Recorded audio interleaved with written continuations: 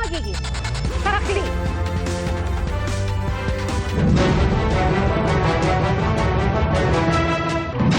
Bago sa saksi, naaresto sa bubong ng bahay ang suspect sa pang-hold up sa isang tattoo artist sa Antipolo City.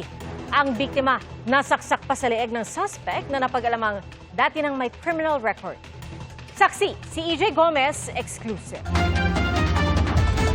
Yan, ito yung suspect ng pang-hold up at pananaksak. Sa bubong ng bahay na tagpuan at nahuli ng mga otoridad ang lalaking itinuturong suspect sa pang-hold up at pagnanakaw sa Barangay San Isidro, Antipolo City. Pinagtulungang ibaba ng mga tanod ang nakaposas na 29 anyos na suspect. Ayon sa barangay, umaga nitong linggo nangyari ang pang-hold up sa isang 34 anyos na lalaking biktima. Nasaksak pa sa leeg ang biktima matapos siyang pagnakawan. Kwento ng biktima, naghahanap lang siya ng kliyente na kanyang matatatuan nang mangyari ang insidente. Naglalakad lang po ako ng mga umaga po nun. Di ko alam po siya nagalit, nagmumula yung galit niya. Kaya po bigla niya lang po ako sinaksak mga oras na yun. Nagbabataan niya na lang po ako tapos gusto niya akong patayin. Tapos yung gamit ko po nalaglag, kaya kinuha niya rin po. Cellphone po. Ito si alias Baloloy. Sa records ng pulisya, dati nang naaresto ang suspect dahil sa mga insidente ng akyat bahay, pagnanakaw at pang-hold up. Personal na kilala po ng biktima yung suspect po. Tapos po, yun po, nung siya po ay inabangan, tinutukan, actually nasaksak po sa leeg, nai-report po niya agad dito sa, ba't nakuha po yung cellphone, nai-report po agad dito sa barangay at agresibo po ang ating mga tanod. Talagang hindi po talaga nila tinantanan ng hindi po nila mahuli. Sa custodial facility ng Antipolo Component City Police Station nakadete ng suspect na nahaharap sa reklamong robbery. Para sa GMA Integrated News, EJ Gomez, ang inyong saksi. Natagpo ang abandonado sa Magalang Municipal Plaza sa Pampanga ang SUV ng ginang na 4 na araw nang nawawala. Nawawala rin ang kanyang driver. Saksi si Chino Gaston.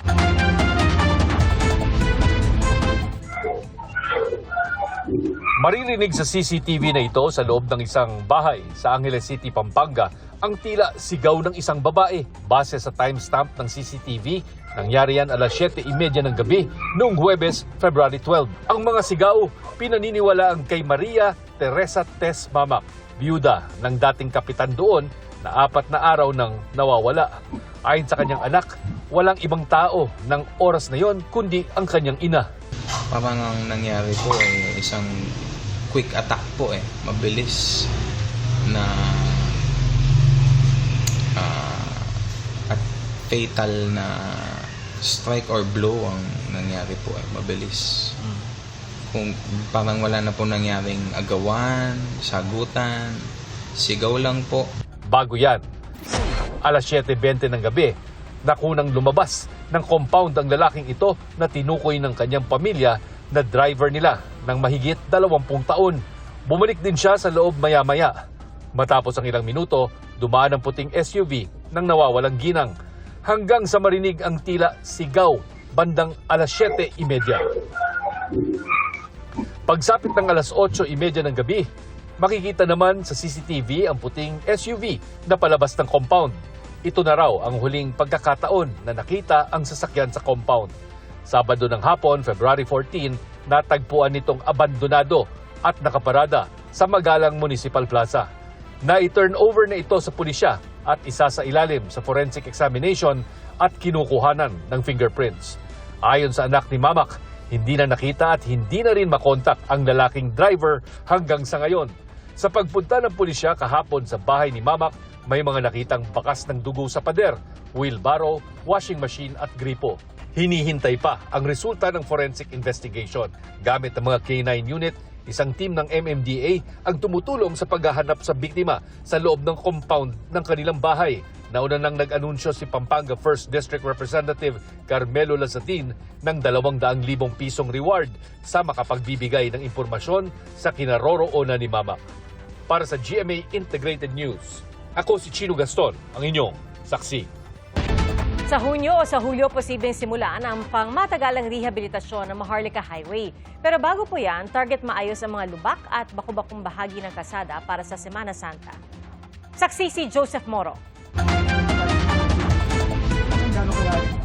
Sa dami at lalim ng mga lubak, hindi uubra ang mabilis na pag-andar sa bahaging ito na Maharlika Highway sa Samar. Ininspeksyon niya ni DPWH Secretary Vince Dizon nitong unang linggo ng Pebrero. Hindi na nga highway, dirt road. Halos ang gagawin ng mga butas, ang takbo natin. Halos 5 kilometers an hour siguro. Maharlika Highway ang pinakamahabang kalsada sa bansa na itinayo noong dekada 60. Lampas 3,000 kilometro mula Lawag, Ilocos Norte sa Luzon, itatawid ng Roro at magpapatuloy sa Eastern Visayas bago muling itawid ng Roro mula Caraga patungo sa Zamboanga City. Importanteng daanan ng mga produktong pang-agrikultura at iba pa at taon-taon ding dinadagsa ng mga biyaheng probinsya kapag Pasko, Undas, Semana Santa at iba pang okasyon. Pero sa inspeksyon ng DPWH, tila napabayaan ang ilang bahagi nito. At ngayon magsisemana Santa na naman, pinamamadali ng DPWH ang pag-aalis ng mga obstruction o harang sa daang Maharlika, kasabayan ng pansamantalang pagtatapal at pagpapantay ng mga bako-bakong bahagi hanggang sa katapusan ng Marso. Patuloy raw ang pagkukumpuni sa mga sirang bahagi ng kalsada sa Gumaca, Quezon, Samar at Ginubatan, Albay. All obstructions and clearing works must be completed by the end of March. Yung mga nakita nyo ongoing kanina, yung reblocking, yung mga trabahong ginagawa dyan sa drainage, sa tawag dito, sa pag-aasfalto, tapos na. At pagdating ng Holy Week, pag nagsimula na magbiyahe mga kababayan natin, clear yan. Sa Hunyo o Hulyo naman, maaaring simula ng pamatagalang rehabilitasyon ng highway na nangangailangan ng nasa 16 billion pesos. Magkakaroon na tayong ng malawakang bidding for A5 sa Bicol, Samar, sa Region 8, and sa Region 13 sa Agusan, no? Sa Surigao, Agusan area. Kasi yun ang information natin na yan ang pinakamasasamang area. Sa planong rehabilitasyon, malalaking kontraktor lamang ang pwedeng mag-bid. May mga kinuha ring foreign consultant mula Japan at Korea at gagamit din daw ng akmang teknolohiya. Only big contractors can join the bidding. Hindi pwedeng haw-shaw. Hindi pwedeng maliliit. We will require that whoever bids for Maharlika Highway need to have equipment like this. Hindi na pwede yung mano-mano. Ayon kay DPWH Secretary Vince Dizon, nasa 60% na mga kalsada sa buong bansa ang kailangang i-repair o kumpunihin. Target ng DPWH na makasabay ang daang Maharlika sa iba pang highway abroad. Pwede naman yan. So, kailangan nga tama ang paggawa at walang magnanakaw. Samantala, sa Hulyo naman, inaasahang matatapos ang Phase 1 ng rehabilitasyon ng EDSA mula Taft hanggang Orense. Oras na matapos ito, magkakaroon daw ng mga sidewalk para sa publiko. Pinag-aaralan ng DPWH kung pwede ang maghapon at magdamag na rehabilitasyon sa Semana Santa dahil walang masyadong tao sa Metro Manila. Para sa GMA Integrated News, ako si Joseph Morong, ang inyong saksi. Handa makipagtulungan sa Interpol ang gobyerno ng Pilipinas kasunod ng paglabas ng Office of the Prosecutor ng ICC ng mga pangalan ng mga co-perpetrator umano sa gera kontra droga ni dating Pangulong Rodrigo Duterte. Itinanggi naman ng ilan sa mga pinangalanan ang mga alegasyon laban sa kanila. Saksi si Sandra Aguinaldo. 8 kasabwat umano ni dating Pangulong Rodrigo Duterte ang tinukoy ng International Criminal Court o ICC kaugnay ng kanyang giyera kontra droga.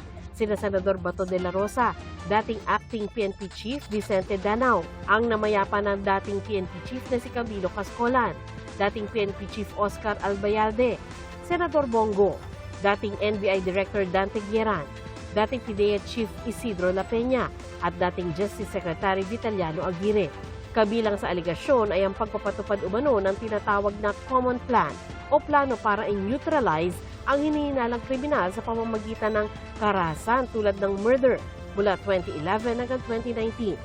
Sa kaso ni Go, nagsimula raw ito nung personal aid at special assistant pa siya ni Noy Mayor Rodrigo Duterte hanggang itinalaga siyang special assistant to the President. Mariin itong itinanggi ni Go at tinawag ang aligasyon na walang basihan, one-sided at hindi patas.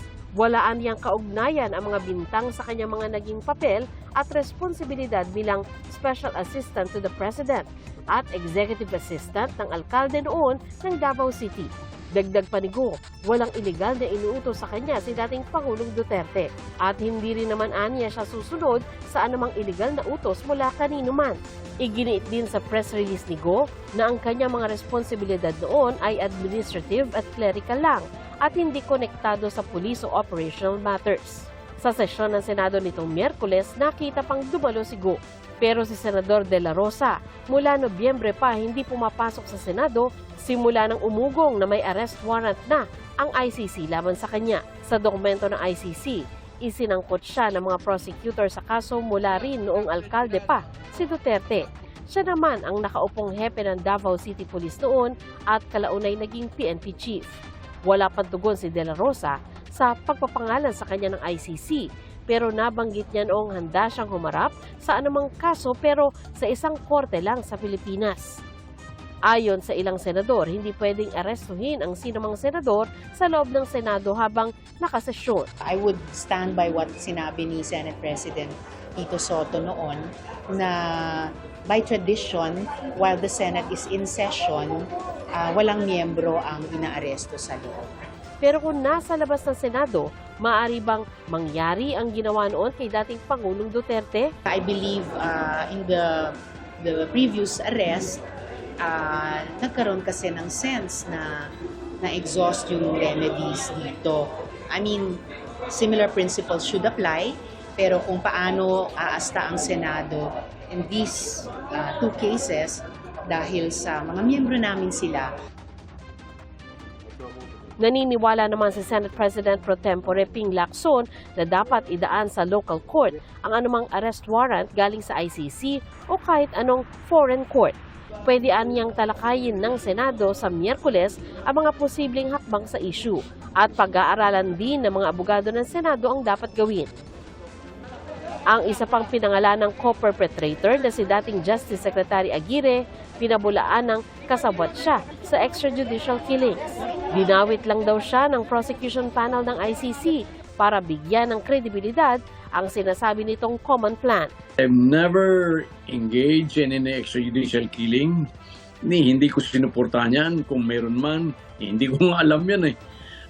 As a matter of fact, during my time as Secretary of Justice, they made a big fuss about the killings of Kian de los Santos, Carlos Arnaiz, and Culot de Guzman. I was instrumental in bringing all the parents and relatives of these three to Malacanang, Bahay Pangarap. And because of this, they were able to meet with the President. And after that meeting, charges were filed against these policemen and trials were conducted and they were all convicted. Sa isang Facebook post, sinabi ng asawa ng namayapang si Cascolan na sanay nabubuhay pa ang kanyang asawa para ipaliwanag ang Oplan Tokhang at Double Barrel. Sinusubukan pa naming makuna ng pahayag ang iba pang pinangalan ng co-perpetrator pero wala pa silang tugon sa ngayon. Pero kahit ipinalabas ng ICC ang pangalan ng mga co-perpetrators, hindi raw ito nangangahulugang may lalabas ng warrant of arrest laban sa kanila. Ang ICC sa ngayon ay hindi naman sinisilip o hindi nila kakasuhan yung lahat ng involved. Meron silang prosecutorial strategy kung saan yung pinaka-responsable ang kanilang kakasuhan.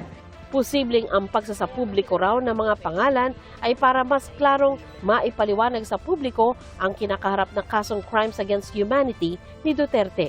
Yung pagdeklara at pag-disclose ng mga pangalan ngayon ay malamang sa malamang ayon sa utos ng pre-trial chamber o kaya ay upon agreement by the parties ng prosecution tsaka ng defense.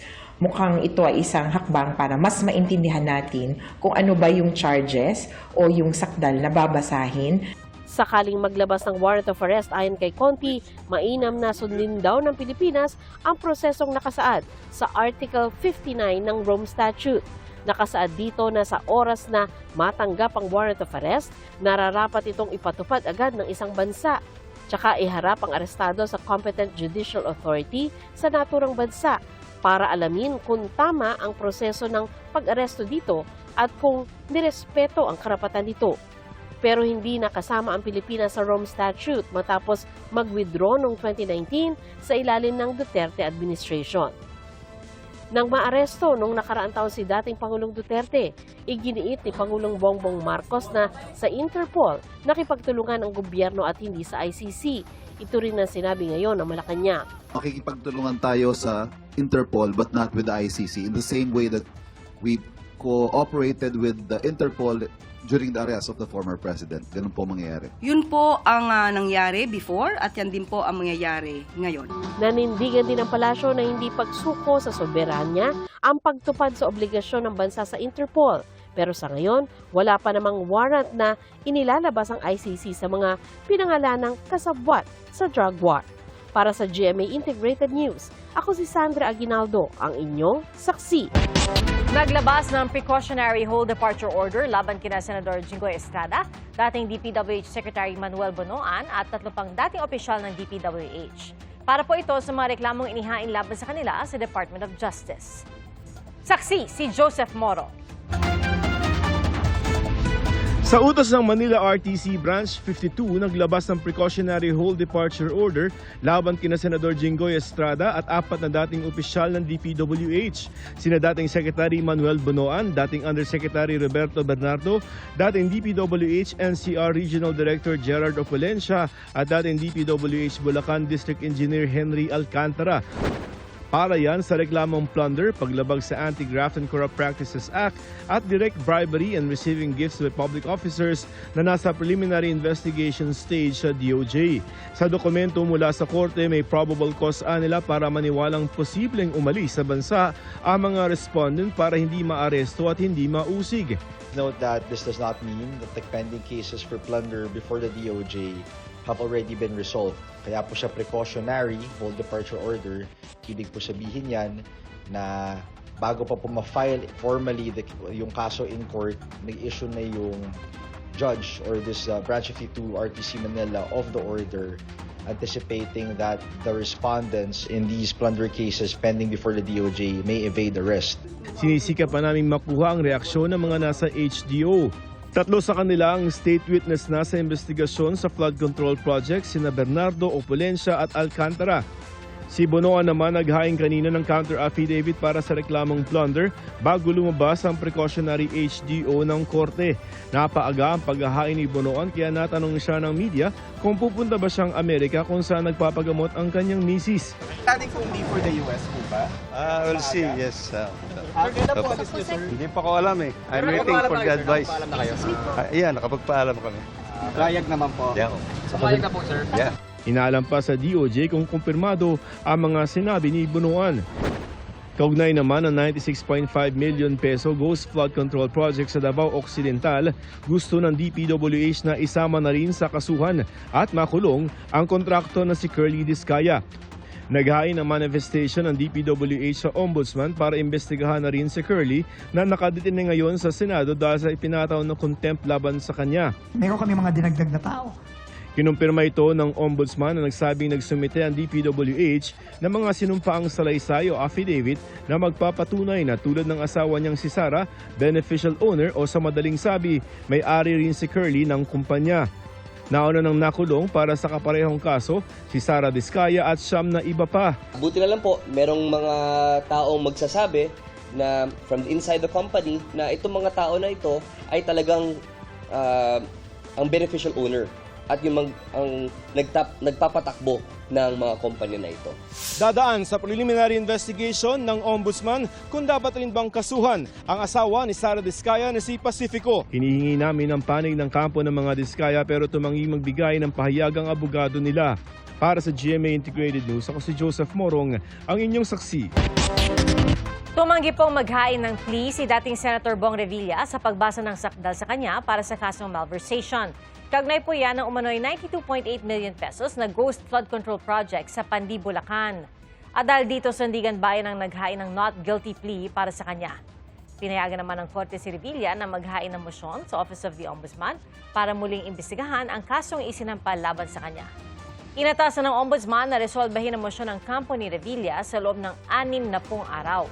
At sa gitna ng kanyang arraignment, nag-thumbs up si Revilla nang tanungin ang kanyang kondisyon. Sabay ni Revilla na binasahan ng sakdalang dating opisyal ng DPWH Bulacan 1st District na si Juanito Mendoza. Naghain naman siya ng not guilty plea. Nagsampa ng reklamong cyber libel si Michelle D laban sa internet personality na si Sian Gaza at 4 pang social media pages dahil sa anyay fake news na ipinapakalat laban sa actress Beauty Queen. Ayon naman kay Gaza, ginagamit umano siya ni D para malihis ang issue. Saksi si Oscar Oida. Naghain sa NBI Cybercrime Division ang beauty queen actress na si Michelle D ng reklamong cyber libel laban sa internet personality na si Sian Gaza at 4 na iba pang social media pages. Aligasyon ni D, nagpapakalat ang mga ito ng maling impormasyon at fake news laban sa kanya. Napakarami na po, halos araw-araw may mga lumalabas na mga maling impormasyon tungkol po kay Michelle. In fact, meron pong isa pa doon na nasa ibang bansa daw siya at tumakas. So here, she's here. Kita nyo naman, never po siyang umalis ng bansa. Sabi ni D, batid niya na siya ay isang public figure pero ibang usapan na anya kung mali at nakakapanirang impormasyon na ang ipinapakalat. I've built my whole career out of blood, sweat, and tears. So, of course, to be the subject of scrutiny, it's not the first time, of course. Pero syempre nakakasakit kasi sometimes people with scandals like this, they forget what you've done for your career and the hard work you've put. Everyone is open to their own opinions. I respect all opinions. I respect constructive criticism, but there is a line that is crossed in terms of defamation and intentionally trying to take your career out of your hands. Nang tanungin ng media kung kumusta na siya, well, of course, I'm human. I've been better, pero may tiwala naman po sa sistema natin. Tapos alam ko rin po na lalabas na ng katotohanan. Do I feel worried? I know I'm on the right side of this. Sa kanyang social media post, sinabi ni Sian Gaza na damage control umano ang ginawa ni D na paghahain ng libel case laban sa kanya para daw ma-divert sa kanya ang issue at malayo sa issue nito sa nagrereklamong driver. Dati nang itinanggi ni D ang paratang ng driver. Para sa GMA Integrated News, ako si Oscar Oy ng inyong saksi. Nanawagan ng pamilya ni Mary Jane Veloso na mabigyan siya ng clemency ni Pangulong Bongbong Marcos. Kasama nilang nagtipon sa harap ng Department of Justice ang grupong migrante at mga taga-suporta. Ayon sa mga magulang ni Mary Jane, matagal nang naghirap sa kulungan sa Indonesia ang kanilang anak. At nakiusap din sila sa Pangulo na dalawin si Mary Jane para makita ang kanyang sitwasyon. Nitong Enero, gumawa rin ng open letter si Mary Jane para ipanawagan ang kanyang paglaya. Taong 2010, nang hatulan ng kamatayan si Mary Jane sa Indonesia dahil sa drug trafficking. Naibalik po siya sa bansa noong 2024. Tuloy po ang public consultation kaugnay ng anti-political dynasty bill at kabilang sa mga natalakay ang iba pang pwedeng sakupin ng panukala. Gaya ng kung pwedeng tumakbo ng sabay ang magkasintahan pa lang o kaya mga miyembro ng LGBTQIA+ community na ikinasal sa ibang bansa. Saksi si Mav Gonzalez. Sa public consultation sa Marilao, Bulacan para sa panukalang anti-political dynasty bill, nabanggit ni Bulacan Vice Governor Alex Castro na may mga usap-usapang tatakbo sa ilang posisyon ang may bahay niyang si Sunshine Garcia ng Sex Bomb Girls. Kahit naniniwalang kaya nitong manalo, tutol siya kung dalawa sila sa gobyerno. Alam niyo po, kung gusto mo ng pagbabago, simulan mo sa sarili mo. Kami pong pamilya, isa lang dapat ang nakaupo. Iyon nga po yung nilalabanan natin, tapos tayo rin ang gagaya sa sistema. Pero di lang mga kasal ang napag-usapan. Natanong din kung magkasintahan pa lang na tumatakbo sa politika sa iisang probinsya o lokalidad, sakop ba sila ng ipapasang anti-political dynasty bill? Paano naman kung miyembro ng LGBT+ na ikinasal abroad pero hindi naman kinikilala ng Pilipinas ang kasal nila? Kung jowa lang po sila, covered po ba yun? Or they have to have it or they have to live together before the law will apply to them. Kasi po dito, ano lang all present themselves to the public as a couple. And sabi ka kay Ma'am Riza, dito po kasi regardless of sexual orientation. Oo, bawal silang sabay tumakbo. Kung panukala ni Senador Risa Hontiveros ang maisa sa batas, anuman ang kasarian nila. Kahit hindi po sila kasal ng simbahan o civilly, basta meron silang iisang tahanan at pinakikilala ang sarili nila bilang isang couple. Kung magkakaanak naman ang babawalan, hanggang second degree of consanguinity o immediate family tulad ng asawa, kapatid, magulang at anak ang gusto ng mayor ng Marilao. Kasama rin dito ang maglolo at magpinsan at iba pa. Sometimes if you go further to fourth degree, minsan po yung pinsan mo, kaaway mo na. Yung very close ng pinsan mo, o yung parang mo, chuhin mo, hindi mo na ka-good. And they are a separate, kumbaga, pag dito po sa local, separate household na siya. At sabay na pagtakbo lang ang gusto niyang ipagbawal. Huwag naman daw yung magkasunod na termino ng magkaanak. Para sa GMA Integrated News, ako si Mav Gonzalez, ang inyong saksi. May pakialam nga ba ang batas sa dinaramdam ng puso? Isang motion po ang inihain ng ilang law students sa Iloilo City para kanselahin ang kanilang pagsusulit. Isinulat po nila sa whiteboard ang mensahe para sa profesor na si Judge Daniel Amular. Ang basihan ng kanilang motion, Valentine's Day kasi, at nakuha ni Cupido ang exclusive jurisdiction sa lahat ng mga puso.